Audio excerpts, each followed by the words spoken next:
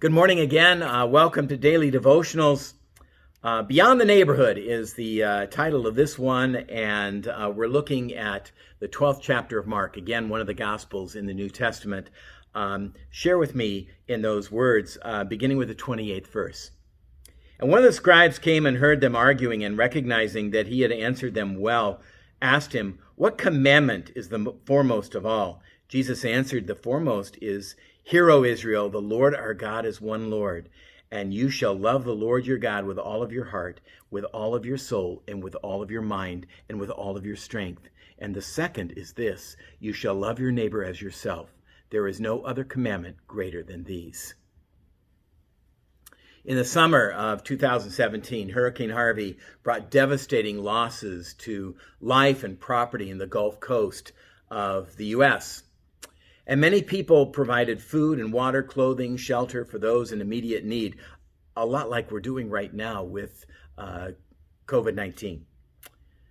The owner of a piano store in Maryland felt prompted to do something a lot more. He considered how music could bring a special kind of healing and sense of normalcy to people who had lost everything. So he and his staff began to refurbish pre-owned pianos and to make inquiries to see where the need was the greatest. That spring, Dean Kramer and his wife, Lois, began the long trek to Houston, Texas, driving a truck filled with free pianos to give to grateful families, to churches, and to schools in that ravaged area.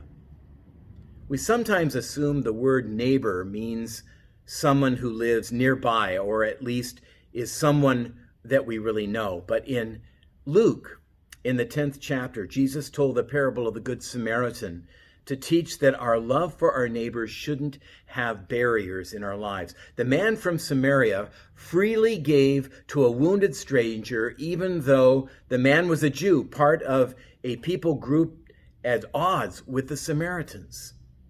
Well, when Dean Kramer was asked why he gave away all of those pianos, he explained simply this: we're told to love our neighbors. And it was Jesus who said, "There is no commandment greater than to love God and to love our neighbor."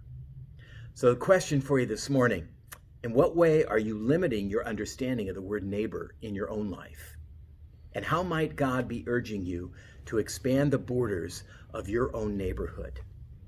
Pray with me again this morning. God, help me to look beyond borders and barriers, to see everyone as my neighbor, and to love in generous ways as you have taught me. Amen.